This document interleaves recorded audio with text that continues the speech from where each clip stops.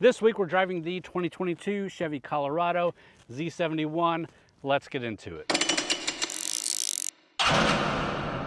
So first off, I filmed this last year before they announced the new Colorado. There is a new Colorado coming out. It looks fantastic. I can't wait to actually jump in it, test it, drive it, which should be happening soon. All of that being said, in this video, I'm completely unaware that that is happening. So take that for what you will. More take this video as a, should you still buy the 2022? Knowing that the 2023 is all new, and hopefully I'll have a video of the 2023 coming soon. Let's get back to it. Last time I did a full review on a Colorado was way back in 2016, a year before I started doing YouTube full time. So that's a written post on txgarage.com, and quite frankly, not much has changed here. I also drove the ZR2 Bison in 2019 at an off-road event, which was a ton of fun, and we do have a video out on that if you're interested. But obviously in this review, we are rocking the ZR1. We're gonna go through everything that's new. We're gonna talk about my thoughts on this segment in general and give you guys a good video here. Let's start off talking about the different trims available on the Colorado. All right, and really quick, the trim levels include the work truck or WT. You have an LT, you have the Z71, which is what we have here, and the ZR2, which again is what we drove in 2019, the ZR2 Bison. Super cool. We're going to talk a little bit about the different trims and what you get, but mostly we're going to be focused on this Z71 and the packages that we have on this truck. So let's continue. Let's start off talking about the exterior design. All right, and before we talk about anything else, let's first talk about that paint color. It is crush orange, super bright and vibrant. It kind of works on this truck, but as I was doing research on this video and building this truck in a lot of different combinations, this color was not available anywhere that I could find. So it's pretty interesting, pretty unique, and is a premium paint color, so it's an added extra to the cost. But as far as the exterior goes, the design was refreshed in 2021. The Colorado lineup now features greater differentiation from trim to trim, and the addition of the new Sand Dune Metallic exterior paint color, option only available on the Z71 and ZR2 models. All of the Colorado models also include revised Chevy bow tie emblems and embossments, and embossed Chevy tailgates in place of the traditional Chevy bow tie. And as you can see up here on this Z71, we have that blacked out grille, the blacked out bow tie, the Z71 badging there on the front. We have red tow hooks. We've got some halogen lights with LED fog lights. And overall, the shape hasn't changed much, but it's a beefier look. And of course, if I was buying one, the first thing I would do is go to the aftermarket and remove the bumper and put one of the off-roading bumpers with the guard on it. Not because I would use it necessarily, but they look so much better like that. Around the entire truck, you can see the different placements of gloss black. We have gloss black side mirrors, gloss black trim around the cabin, gloss black door handles, gloss black on the front fascia, and in the rear, we have 17-inch high gloss black wheels. All this is added on the Trail Boss package.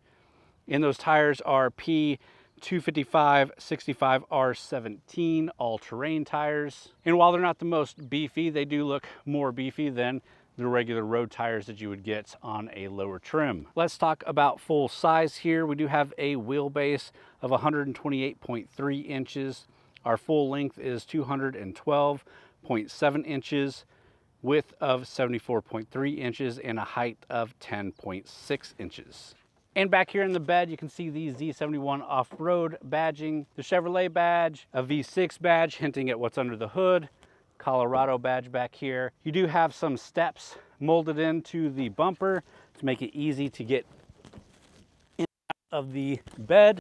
You do have a few different setups that you can get. You can get the extended cab, which has the smaller rear seats with a 6-foot 2-inch box. This one is the crew cab, so you got bigger rear seats with a 5-foot 2-inch box. But you can also get the crew cab with the 6-foot 2-inch box as well. But again, if I was buying one, this is the setup that I would get. Don't need that bigger box. This one works fine for a small truck and looks good and is easier to park. You also have a soft drop tailgate.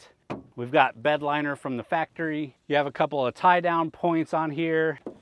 Every trim gets standard a locking tailgate, and this one has the remote locking tailgate, so you can just lock up the truck and it will lock the tailgate. But it's a truck, it can do truck things. Let's go ahead and check out what's under the hood and talk about the different engine options available for the Colorado.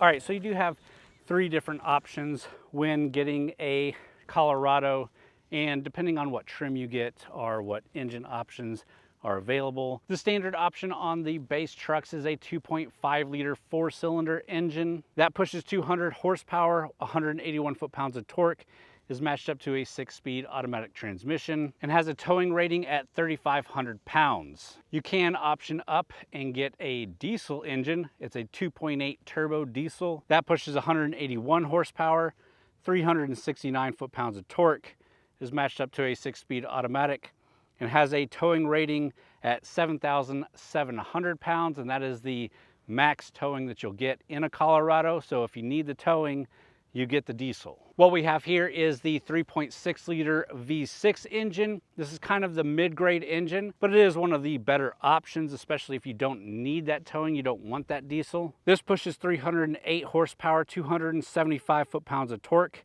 and is matched up to an 8-speed automatic transmission. You have a max payload in this truck of 1,550 pounds and towing up to 7,000 pounds, which is still not shabby. All right, with that, let's quickly check out the rear seats of this Colorado, and then we'll jump inside, take a look at the rest of the interior, and then we'll take it for a drive, and we'll start wrapping the video up after that. Let's keep this thing going. All right, so first off, you can see that our camera equipment is back here. This is a truck, so we didn't throw it all in the bed, so it's got to live in the back seats. Let me pull some of this out so I can get in.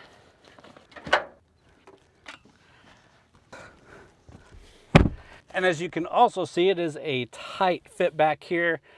This is kind of this seating position that the wife or kids sit in when they're in the front seats. So you could make the front passenger a little bit more uncomfortable and be a little bit more comfortable back here for an adult. I'm 6'1", bigger guy, so I don't fit back here as well. Kids back here had no real huge issues, especially smaller kids. But if you got a family living with something this size day to day, could be tough. You do have two USB Type A charging ports, as well as an accessory port back here, and just pretty nice materials overall. Nice fold down armrest with cup holders, but again, not too much back here. Let's go ahead and jump in the front seat and check out the rest of the interior.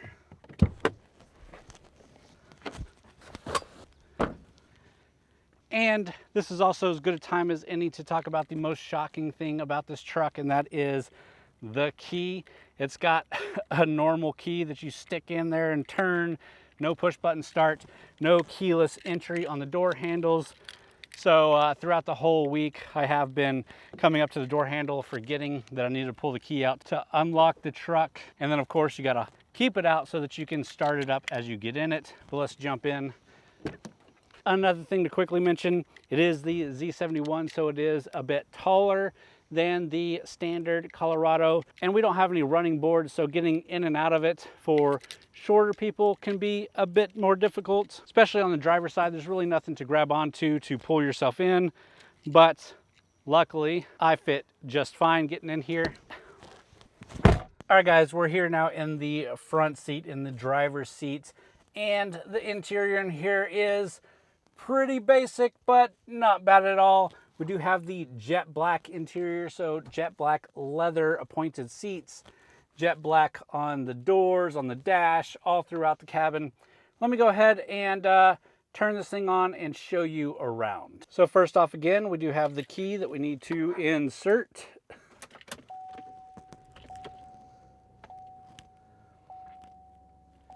And I know to some of you, me making a big deal about the key is a little ridiculous, but you got to understand I drive a new vehicle every week, and it's been a long time since I've had to use a key to start a car. You can immediately see our 8-inch touchscreen here running Apple CarPlay. Let's start off looking at the Chevy infotainment system. Now, a 7-inch screen is the standard option here, but this is the upgraded 8-inch screen, and it works just fine. Nice, responsive, decent looking icons, very Google look. And again, you do have Android Auto and Apple CarPlay connectivity. It's not wireless Apple CarPlay, but we do have a wireless charger here. And if you take your wireless charging phone and put it in there, it will wirelessly charge. The only issue with that is my phone with the case on it does not fit in the wireless charger. I'd have to take the case off, which I'm not gonna do, mainly because this is the Texas Garage official come and take it case. But I already have the back of my phone all beat up and need the case on there, and doesn't fit. Luckily, we do have 2 USB Type A charging ports down here and an accessory plug. But below that screen, you do have a couple of interface buttons here, like your home button, your volume, your select knob over here. Below that is your AC and heat controls. Nothing too fancy, no dual climate or anything like that. Down a little bit further is your trailer control, your traction control, your hazard lights, your bed light, a hill descent control, and your parking sensors. And then you have your heated seat buttons here. So these are leather heated seats, super nice. And then of course the little cubby down here that you already saw with the charging ports. Moving back from that is your gear shifter. It does have a nice blacked out bow tie here, really cool, but it's got chrome on the sides. You do have a toggle switch here on the side as well for manually shifting gears. Put it into reverse. And you can see our reverse camera with guidelines, no 360 camera, but this smaller truck doesn't necessarily need that. But it would be nice, especially for off-roading, to have a 360 camera there. Then of course your cup holders here, which again, barely fits a phone in, that wireless charger. And then your console, which is nice and deep. Has a cutout like it would have a charging port or something back here, but it doesn't. Lid is decent materials. Not too soft, but not too hard. Looks good. Moving over to the steering wheel, it's black leather, nice feel. You've got all your standard Chevy controls here, including a heated steering wheel button. It is a heated steering wheel. All your interface buttons, your cruise control buttons, and it does have the pads on the back for your volume control and your track change button. No paddle shifters, obviously. Looking at the tacks, you do have 4 analog gauges and a digital screen that can be flipped through using the steering wheel controls. And again, it's not super fancy, not too much, but it serves its purpose. And down on the other side of the steering wheel, you do have your 4-wheel drive modes. So you have 2-wheel high auto, 4-wheel high, 4-wheel low, and then some of your standard controls like lights and your door stuff. But with that, let's get this thing out on the road and talk about how it drives. So first thing worth talking about is this is a very well-mannered truck. It's not too bumpy on the bumps, not too loud going down the road. It does still feel very trucky to drive.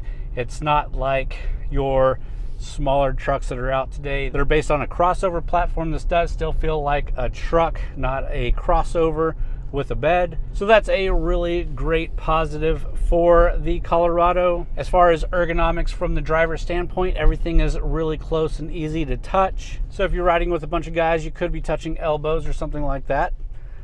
So if you're not comfortable with that, you might want a bigger truck. But I don't think that's going to be the issue for most people buying this thing. You're buying this because you know you want a truck this size. And for what it is, you get a lot of great stuff. The towing in it with this one, 7,000 pounds of towing.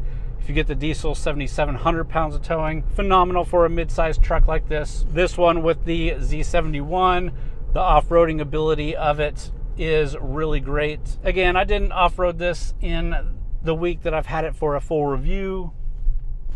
There's just not really anywhere around where I live to do that. But I have taken the ZR2 off-roading, and that thing's amazing. And the Z71, I have no doubt it would do really well as well. And if you're into off-roading and you buy this truck, you're going to add some accessories onto it that's going to make it even better. And if you're not off-roading, day-to-day comfort is just fine. Getting up on the highway is good. You have cruise control. You don't get radar guided cruise control. You don't get lane keeping assist, but that's not a huge deal. And if they added all that stuff, it would increase the cost, obviously. Your fuel economy on this setup here with the V6 all-wheel drive is 18 miles per gallon city, 24 highway.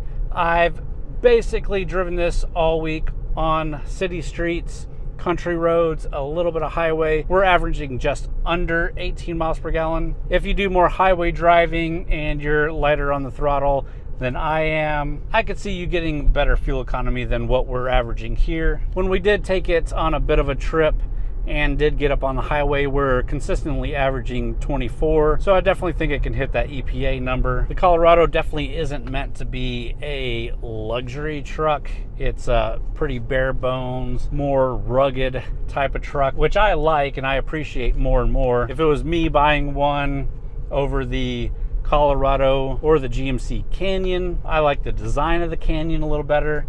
For day-to-day driving, I'd probably enjoy the interior of the Canyon a little bit better. But as a throw around worker truck, don't worry too much about it, I do like the Colorado better. A little bit back to ergonomics and size. Again, I'm 6'1", a bigger guy, and I fit in this thing just fine. Plenty of headroom as a driver, plenty of room to get a comfortable driving position, sitting at the steering wheel, feet at the pedals. Sometimes steering wheels don't come out far enough for me where my legs feel cramped in certain smaller crossovers and stuff. But this one, it's very well adjustable.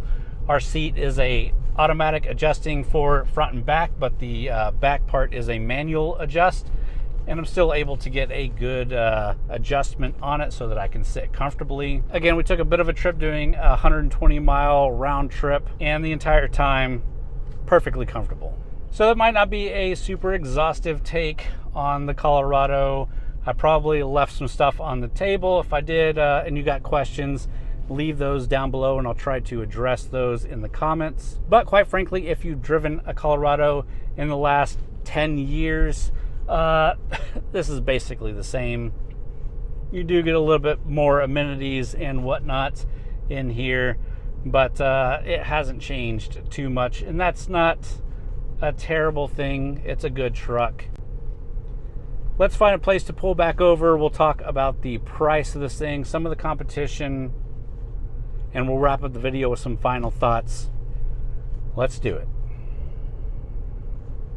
All right, guys, now that we have driven it, we've taken a look at the exterior, we've taken a look at the interior. Let's talk about the price of this truck. Starting off with the base work truck trim, which starts out around $28,000. Now, again, this is going to be not with the crew cab, but just the extended cab. So you still do get rear seats. It's just shorter, and you've got that longer box. Great truck for working. The LT trim, which is probably the highest selling trim with the V6 engine, starts around $32,000. This one that we're in, the Z71, has a base of $38,000, but with the Trail Boss package and a couple of other packages that we have on here, it has a full MSRP of $44,000. So 44 grand is a lot for a mid-size truck. You could be saying to yourself, you can get a full-size truck for that kind of money at decent spec, and you're absolutely right. I'll address that in some of the competition with my final thoughts, but let's jump out and handle that outside. All right, guys, so what it comes down to after a full week of driving the Colorado, if you're in the market for a mid-size truck, Colorado is just as good as any of the other ones out there. Obviously, if you're looking at it as an option, you're wanting it because of its size. If you'd want something bigger, the Silverado is out there, and quite frankly, it's not that much more money, if not the exact same cost, to get a nice Silverado as it is to get this Colorado. You obviously have the GMC variant, which I actually like the looks of a little bit better, although the Colorado is getting better and better looking, especially with some aftermarket bits. You have the Ford Ranger, which I like a lot as well. They have an update coming really soon, which I think I don't like as much, but you always have to wait to actually see the sheet metal in person to make a decision like that. And then you have a new class of even smaller trucks than the Colorado, including the Hyundai Santa Cruz, which if you've seen any videos from me on the Santa Cruz, I like it a lot. I've got quite a few videos talking about it before it came out and then actually driving it at an event. I haven't done a full review on it yet, but I really like the design and the interior and the way it drives and everything. Less trucky, obviously, but still a really cool option. And then of course you have the Ford Maverick, which again is way smaller than this, less trucky, more SUV with a bed. So it really depends on exactly what you're looking for here. You also have full EV trucks on the market now, like the Rivian. You have the new Silverado EV coming out soon. And I really think Chevy would have done good by making an all EV of the Colorado. I think this size suits the EV market a little bit better than the Silverado. But with Ford making the Lightning, I'm sure Chevy did all the market research that they needed to say that that was the better option. But I really would actually like to see them turn this thing into an EV truck and see how that does.